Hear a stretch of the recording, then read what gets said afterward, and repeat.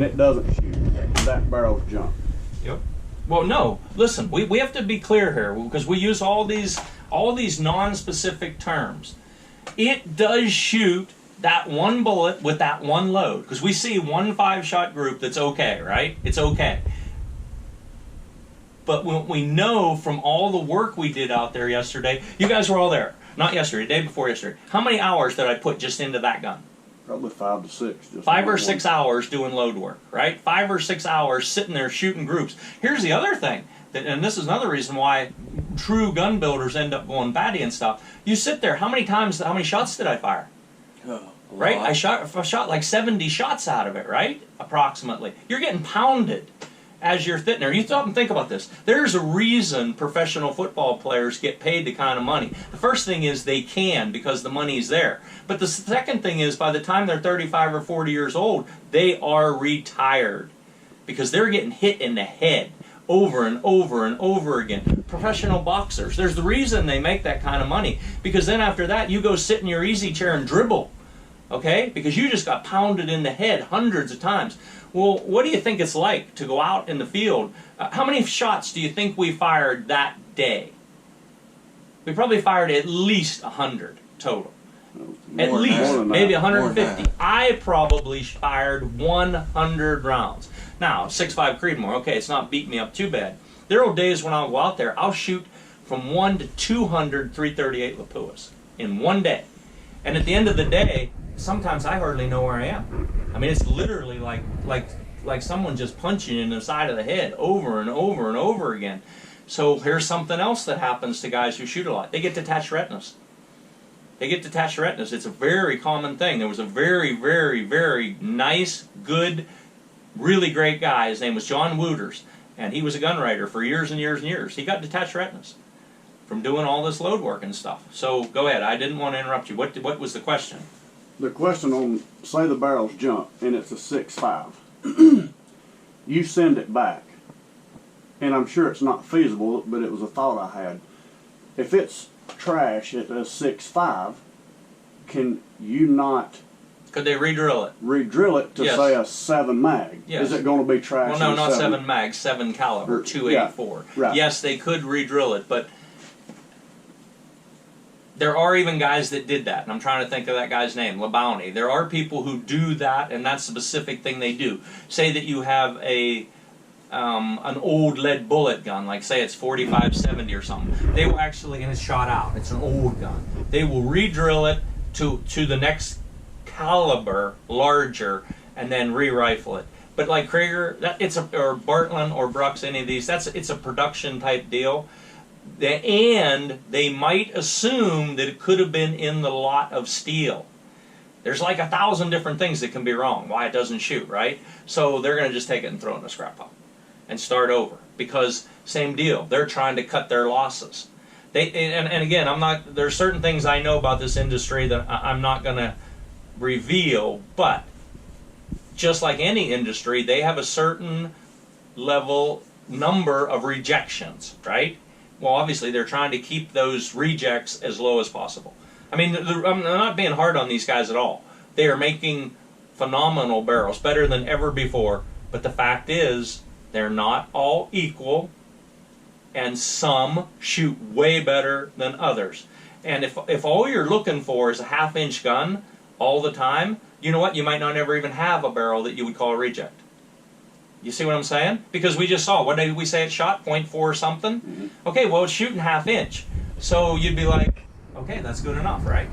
Wow. Do you suppose any of that, I mean, is that harmonics, you think? So yes, you got to realize when we're out there messing with different bullets and different powders and everything, that's all you're doing. Okay? You're just trying to change the way the barrels whip them. So the answer is yes. There's about a zillion things you could do. But no guarantees. But no guarantee. Exactly. And so this is the other hardest part. The more experience you gain, the quicker you recognize these things, and the less time you want to put into messing with it. Okay, so again, we're getting way off track. But at the beginning, it's like hunting. It's like hunters. When you're a kid, just like that kid was with us. How old was he yesterday? How old is he? 9. Okay, he's 9 years old, right? So he brought a .22 along. He was so excited to see ground squirrels. He wanted to shoot a ground squirrel, right? He just wants to shoot a ground squirrel. So it goes from when you're a kid, you just want to get a squirrel or you want to get a rabbit or whatever. All right, and then it progresses to, okay, now I want to get, deer. You want to get bigger deer, whatever. And then it progresses to, I want to get big deer. I don't want to shoot little deer anymore. I want to get a nice 180-inch whitetail. And then it finally progresses to, I only want to shoot the biggest deer in the whole woods. You know what I mean? I only want the biggest bull or the biggest buck. And if I have to go 3, 4, 5 years without shooting anything, so what? I don't care. I'm here for the single biggest rack, biggest the whole deal. And it's a progression. Well, it's the exact same thing with reloading. At reloading, all you care is that you put in a primer, you put in powder, and you put in a bullet, and you put it in the gun and it went bang. Okay, really cool. It went bang, right? All right. So then you progress from that to taking factory guns and trying to make them shoot better. So like you have a gun, say it shoots 1.5 inches, and you get it down to 1 inch by doing hand loads, right? And it's like, ooh, that's great. Right, and then it goes from, all right, now I need custom rifles because my ability has surpassed factory rifles. And you go to custom rifles, and immediately you get some accuracy gain, but then you have to go from basic reloading to advanced reloading. And at the end of all of this is where bench rest shooters end up, is they want all the bullets to go through one hole. That's it. That is the whole and complete total goal. And if you're a short-range bench rest shooter, you want to set the world record. I believe the world record is 0.0077. That's 5 shots in one hole that you cannot tell that more than one bullet went through. All right, it's 600-yard bench rest. I believe that the world record is just at 1/4 inch. And at 1,000 yards right now, 10-shot group is like 2.5 something. So the deal is, no matter what discipline it is, even if they're shooting at 1,000 yards, the goal is to put all the bullets through the exact same hole. And I have that on my website, but except for the competition guys, nobody understands it. Talking about what is the first word, the actual word in the yes, look at this. So I was absolutely right. So the first word in the dictionary is aardvark. Now you realize A is a word in itself. So they have small a, large a, but then aardvark is, and this is small case, A-A-R-D-V-A-R-K. And it's an earth pig, a nocturnal ant-eating South American mammal.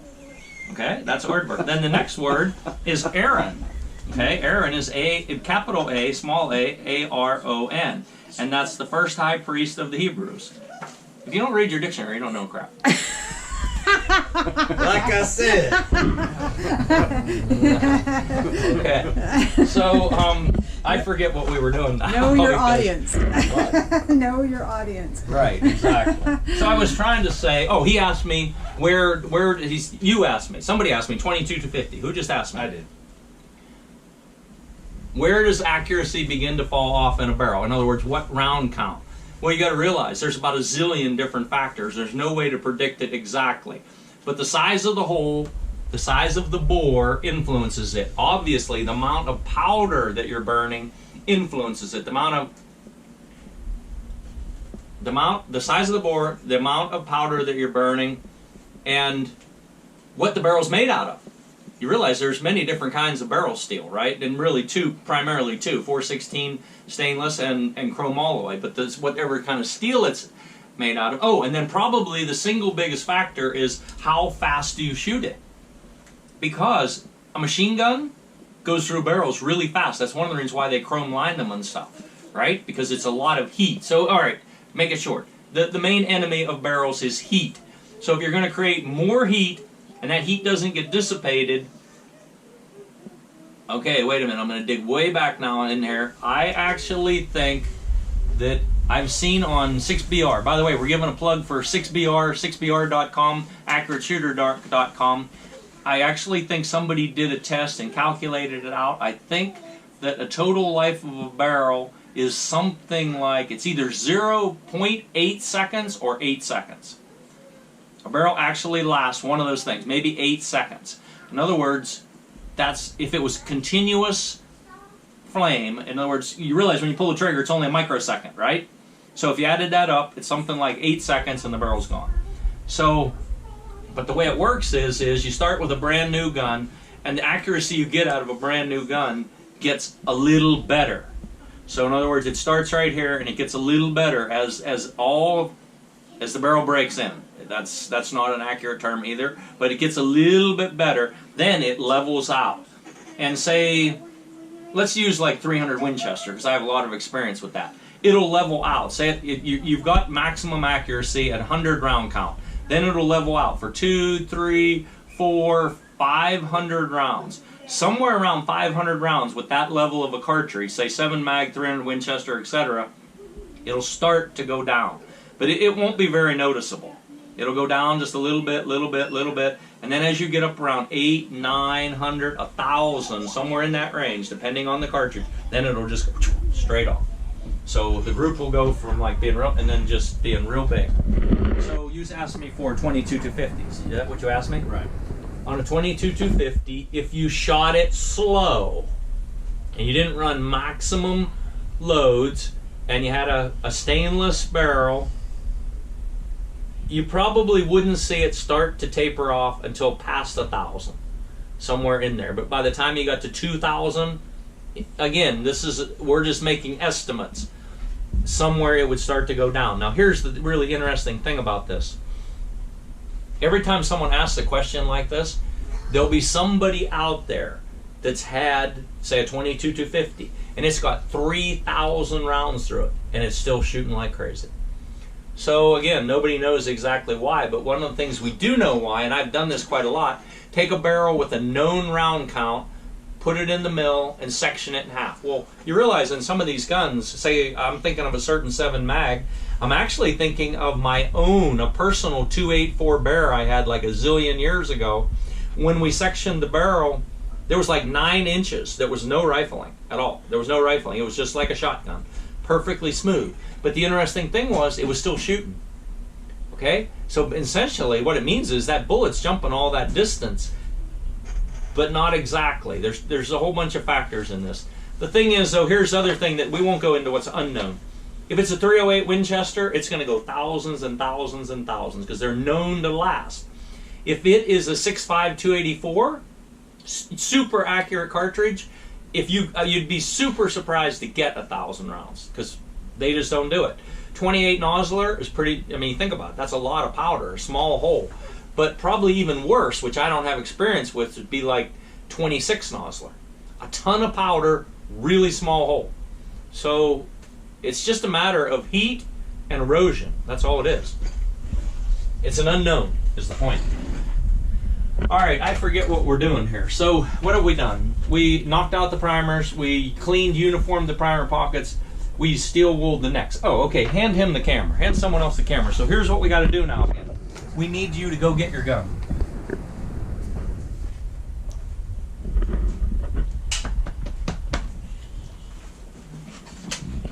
All right, now move your chair over here and sit here. This is a right-handed gun, so we can do this.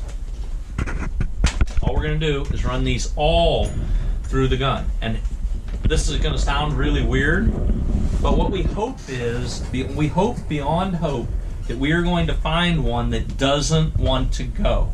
Because if we find one that doesn't want to go in the gun, then we have something to teach.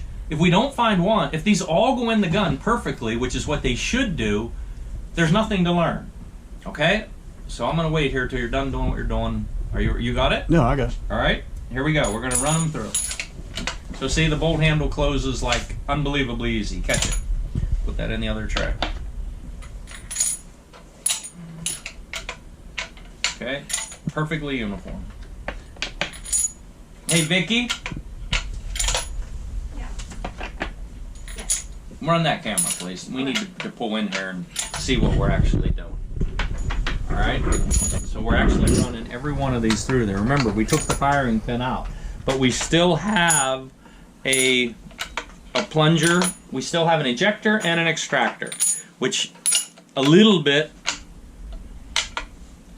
taints your experiment. If you truly wanted to feel it, that extractor and that ejector also has to come out of that bolt. But for what we're doing, this will work. So far, they've all been almost perfectly uniform.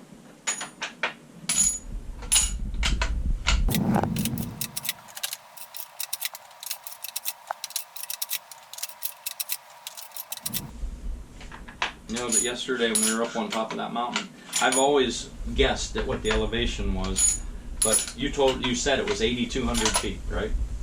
I think it's 8237, I think.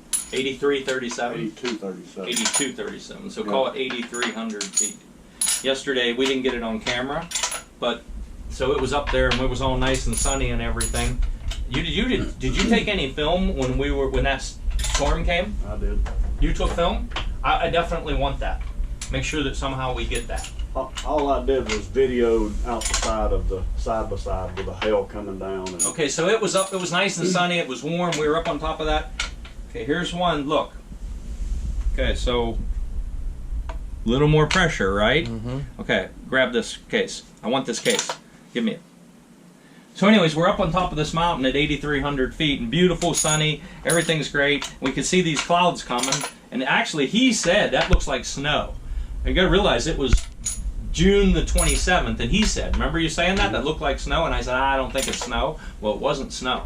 But, so we were up there, and we see this big cloud coming, and we're like, we better get off this mountain. So we started down through, and it started to rain, and we ditched it in the trees, and then it started to hail that was epic.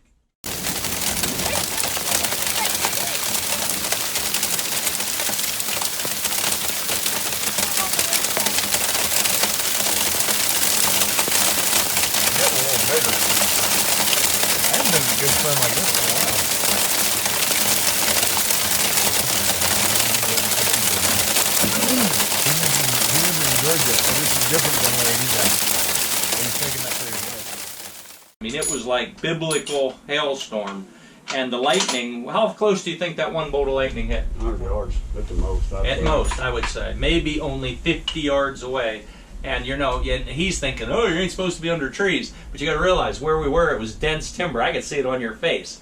Yeah, If you don't. No, not there. When you're on the mountain, you get in the timber because then the whole canopy is the same height. If we would have went out, Doug wanted to go down the hill, I wouldn't have went. When he wanted to keep going, if we would have went through that big meadow, no way, it would have been bad. Anyways, it's beside the point. So he says he has film of it. It was an epic hailstorm, and we hid in the trees. And how long you think? Half an hour, the sun came back up, and we went down the mountain. So hopefully we have video of that. All right, now you're going to need to. Why don't you just sit right there? You're going to need to hold that.